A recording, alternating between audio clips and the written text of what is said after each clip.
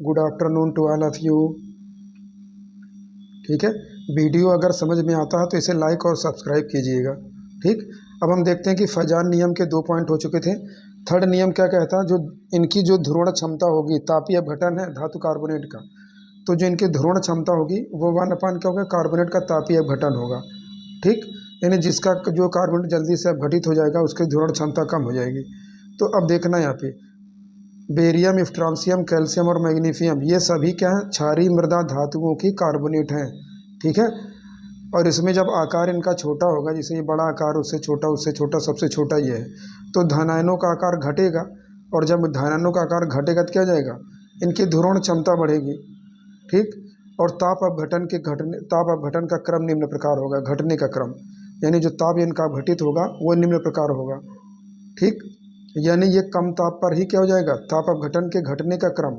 ताप अपघटन मतलब इसको ताप ज़्यादा देंगे तो ये अपघटित होगा, ये कम ताप पर ही अपघटित हो जाएगा। कौन, मैग्नीशियम कार्बोनेट।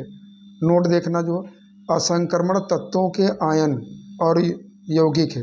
असंक्रमण तत्व मतलब जो संक्रमण तत्व की तरह व्यवहार नहीं करते हैं तो डी ब्लॉक एलिमेंट, लेकिन ये क्या हो जाएंगे, संक्रमण तत्वों की तरह व्यवहार नहीं करते हैं।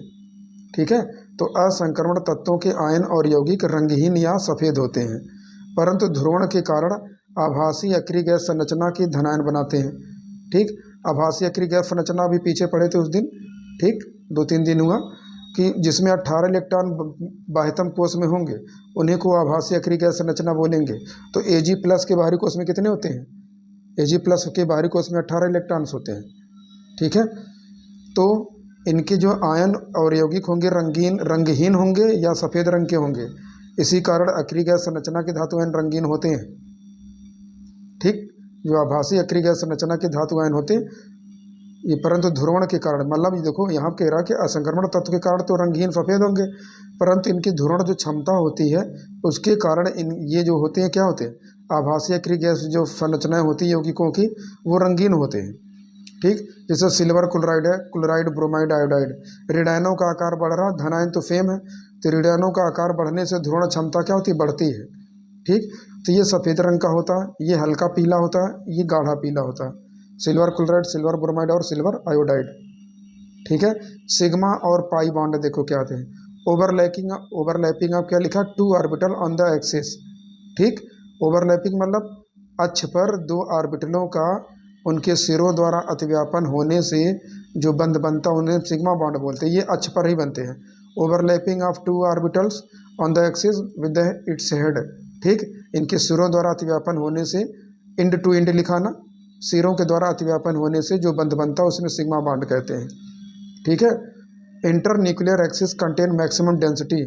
इन अंतरानाभिकीय अक्ष पर इनका घनत्व क्या होता है, अधिक होता है, मतलब ये अक्ष पर ही बनते हैं तो इनके घनत्व क्या होंगे, अधिक होंगे। ठीक है, तो overlapping of 2 orbitals on the basis with the head. ठीक, इंड टू इंड यानी आमने सामने दूसरे जुड़ करके बंध बनाएंगे, ओवरलैप करेंगे, तो इसको क्या बोलेंगे, सिग्मा बॉन्ड बोलेंगे। ठीक, और इनका अक्ष पर घनत्व अधिक होता है। Internuclear axis contain the maximum density.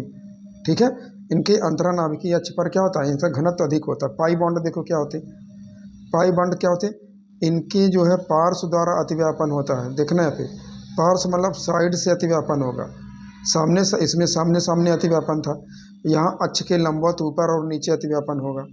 ठीक है, तो lateral overlapping of 2 orbital, lateral मतलब पार्श्व।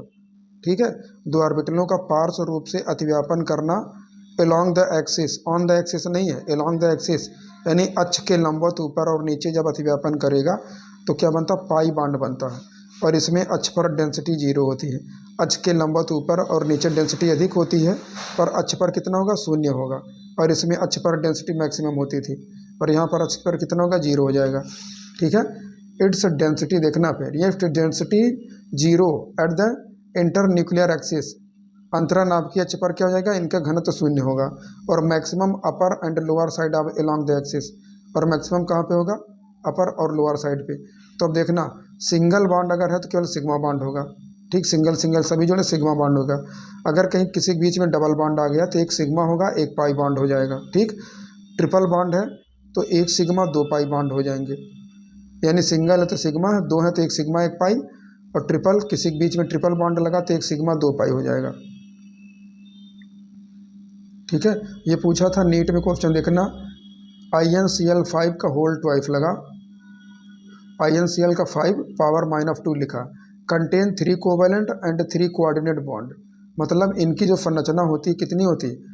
ठीक है, ये ट्राइगोनल बाइपिरामिडल बना, ये ट्राइगोनल क्या होता है, ट्राइगोनल बाइपिरामिडल शेप है, इसमें 3 जो कॉर्नर पे ये बॉन्ड जुड़े हैं ये सब साझा करके बंद बनेंगे, शेयरिंग करके इलेक्ट्रॉन देंगे, कोवेलेंट बॉन्ड बनाएंगे। ठीक है, और बाकी जो 2 क्लोरीन है वो कोऑर्डिनेट बॉन्ड बनाएंगे, उपसहसंयोजक बंध बनाएंगे, यानी इसमें 3 कोवेलेंट होंगे और 2 कोऑर्डिनेट बॉन्ड बनेगा, 3 कोवेलेंट होंगे और 2 कोऑर्डिनेट बॉन्ड बनेगा। बॉन्ड एनर्जी क्या होती है, बॉन्ड एनर्जी या बॉन्ड स्ट्रेंथ बोलते हैं। पाई बॉन्ड अगर इंक्रीज करता है तो बॉन्ड स्ट्रेंथ क्या हो जाएगी, इंक्रीज करेगी। ठीक, पाई बॉन्ड बढ़ने पर बंधन की सामर्थ्य बढ़ती है। सिंगल बॉन्ड है, डबल बॉन्ड है, ट्रिपल बॉन्ड है, bond energy of bond strength increases. Single bond की एनर्जी देखो 83 किलो कैलोरी है पर मोल है, और 143 है 194, यानी जैसे जैसे पाई बॉन्ड बनेगा बढ़ जाएगा तो उनकी क्या हो जाएगी, उनकी जो बॉन्ड स्ट्रेंथ या बॉन्ड एनर्जी भी बढ़ेगी। ठीक है, बॉन्ड लेंथ क्या होती है, बॉन्ड एनर्जी के विपरीत चलती है, यानी सबसे सिंगल जो बॉन्ड होगा उसकी बॉन्ड लेंथ ज़्यादा होगी, डबल की उससे कम, ट्रिपल की उससे कम। ठीक, ये देख लेना, ये पूछता सिंगल बॉन्ड है तो उनका बॉन्ड लेंथ कितना होता है 1.54 एंगस्ट्रॉम, डबल है ठीक तो 1.34 या 33। सी ट्रिपल बॉन्ड सी है 1.20 है।